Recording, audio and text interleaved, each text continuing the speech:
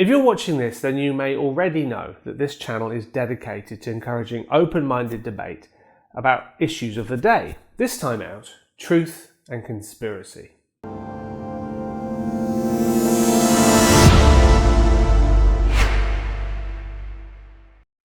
So, after the hot topics of religion and politics, conspiracy theories garner the next most likely cause of black and white disagreement. Nothing is more likely to set some people off than mentioning 9/11, vaccines, 5G, or the moon landings. Now, you'll notice I used air quotes when I mentioned conspiracy theories. That's because the list I just read you off is exactly what they want you to think a conspiracy theorist is. I'm joking, naturally, but we'll come back to the ever-present spectre of they a little later. To get to the bottom of how truth and conspiracy sit together, we need to back off a little from the actual topics and get down to the definition of what it is we're talking about. Truth. We'll start with an easy one, eh? Now, this shouldn't be hard to sort out. What is truth? Humankind's relationship to truth has been a rocky road of self-discovery. We started with what we could sort of see, hear and touch. These truths were truths that everyone could share because they used our primary senses. We called these empirical. Now, pretty quickly, we moved on to things that were outside our empirical realm. These things that we couldn't see, they were outside of our direct experience. They became important to us. We know this because some of the earliest archaeological evidence and art that we know of features ideas of ancestor worship. So, around 50,000 years ago, we can confidently say that truth from a wider societal perspective was already distinct from empirical observation. Now, this is important because the first thing we need to accept about truth is that it has two main forms: subjective and objective. Now, belief that your ancestors are still able to observe you after their death is a subjective truth. Two people can't share this truth in the same way that they can share a direct empirical truth, like the fact that a chair exists and can be seen and touched. Does that mean that ancestors are still able to observe you is not true? Well, no, it just means it's true to one person and not to another. Basically, it's true or false depending on who you talk to. Fast forward to today, these types of subjective truths are an essential fabric to most people's lives. Money, religion, politics and business are all full to the brim of these subjective truths. Remember, it's not about how many people share the idea, simply that it can be shown to be true to some people and not to others. Now, money is a shared fiction. It isn't actually worth anything. You can't eat it or drink it, yet it has value because we all agree to share in the fiction of its worth. Yes, you can swap it for things you can eat and drink, but then it's really just a middleman of no tangible worth. Once you move out of the empirical realm, there is nothing that can be said to really be true. So how do we reach a consensus then on anything? If you think ancestors are still alive after their death, and I disagree and I think they aren't, how can we come to an agreement? Enter stage left science. Now, I am not saying that science is truth, it's far from that, but it is an excellent example of how we can share observations of the world to build consensus. Science is a way of observing patterns or systems that appear to be consistent so we can draw conclusions about what will happen in the future. Rather than simply catalogue X and label Y, we seek to master the world around us by being able to predict what doing X will cause Y to happen. Now, science is not some truth because it will never tell you something is true, only that something is likely to be true to a particular degree. We can also say, enter stage right, maths.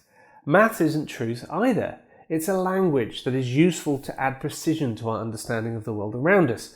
Most maths can be said to be right or wrong, but that still doesn't make it true because it's describing something that could be wrong, even if the sums all add up.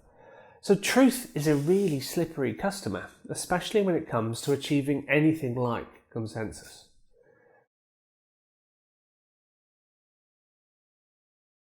So if we have trust on one hand, are conspiracy theories the exact opposite? Well, no. Remember, for example, that gravity was, and still is, a conspiracy theory.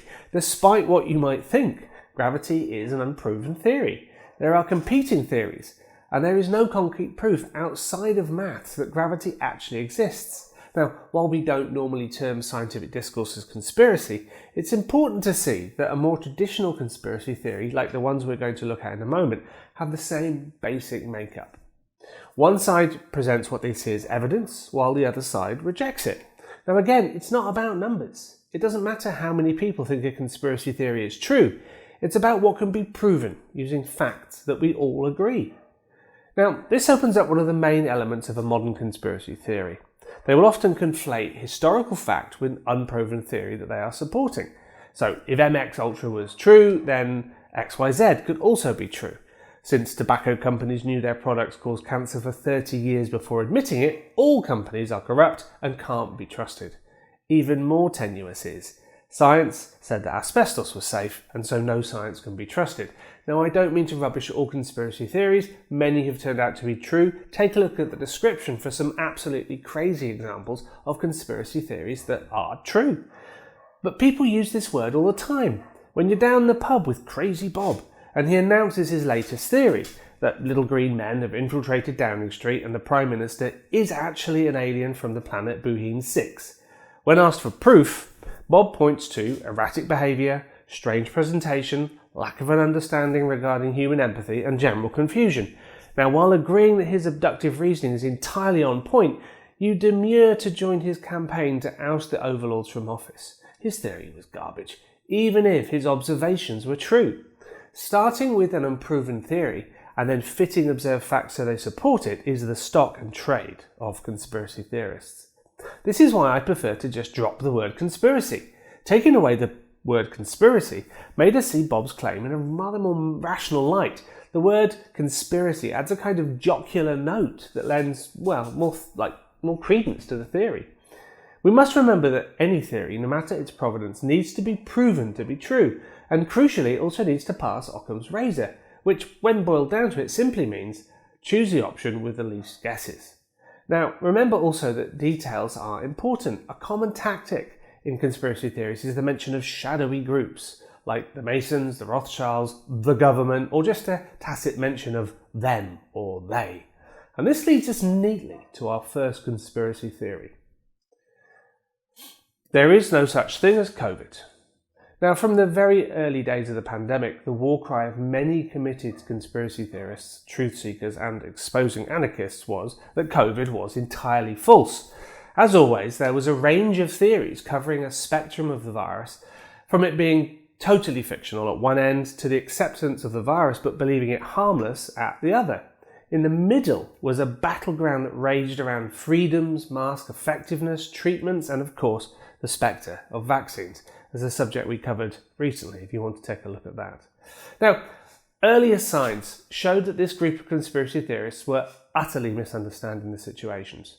Claims that the virus hadn't even been isolated or didn't meet Koch's postulates.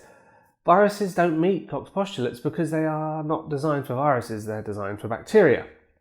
A bacteria will multiply and spread in a culture medium, whereas viruses will only infect specific cells if they're present in that medium. Claims of overestimation of deaths, or that there were actually no deaths at all, rang loud from every corner of Twitter and Facebook. Now, debunking this is not a difficult one. Within a month of the COVID-19 epidemic appearing, the entire genome of the responsible coronavirus, 30,000 specific nucleotides, had been sorted, identified, and posted online. For the virus to have been faked, we're talking about the collusion of thousands of scientists and researchers, and globally millions of doctors and nurses who had been treating those with COVID. In short, this theory is nonsensical. It would require global collusion of every major government and millions of scientists and healthcare workers. And given that we can't even get a consensus on how to work together on climate change, do you think that they would all suddenly start working together perfectly to make up an imaginary virus? There is also the matter of the desperate tactics used by some proponents of this theory. Now, take a look at this. This was posted by an anti-vaccine theorist. Now, this makes out that they have an active case number for the Met Police, indicating that the police are investigating substantial evidence of wrongdoing.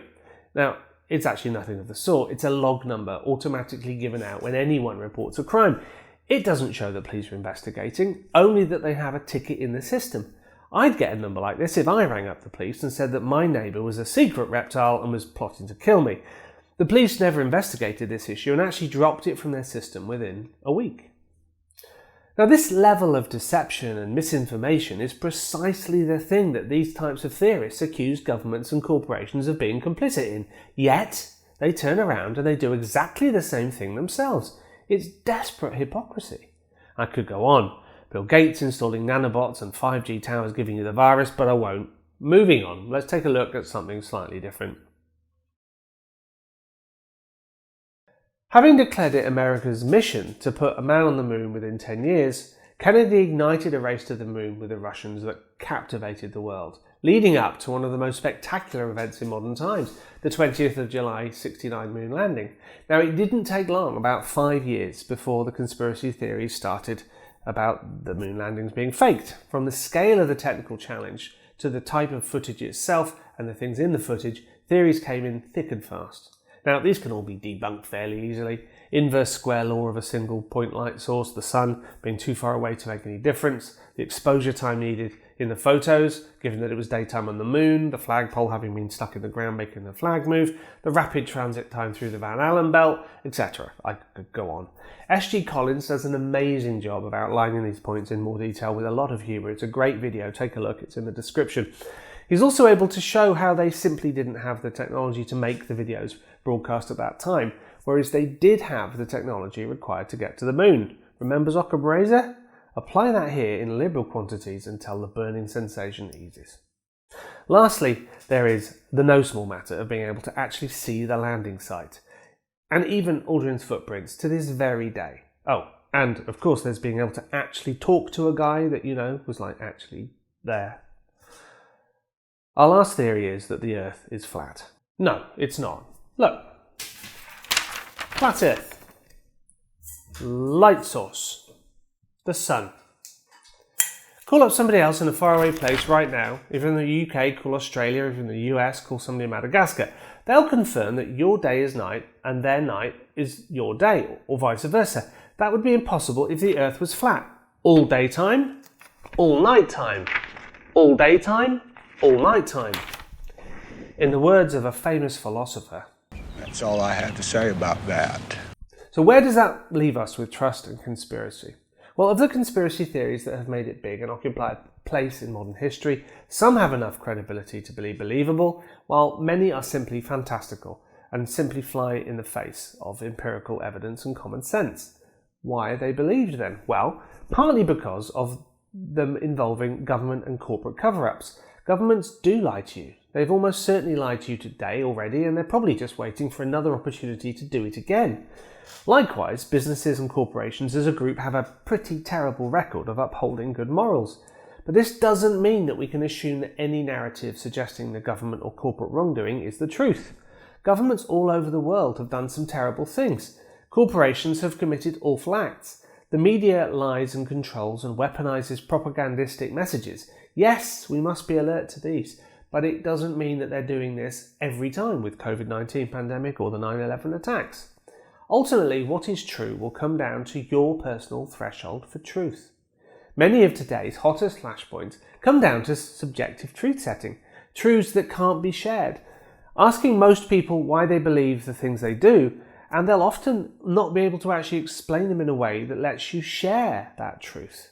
This has led us to maxims such as everybody has their own truth or personal truths, and then of course there are those alternative facts, at once a euphemism of both I'm right and you're wrong and they're lying. If as a species we can have the ability to talk together and sort things out effectively, we need a common yardstick that measures all our experiences with a fair weighting and a good dose of reason.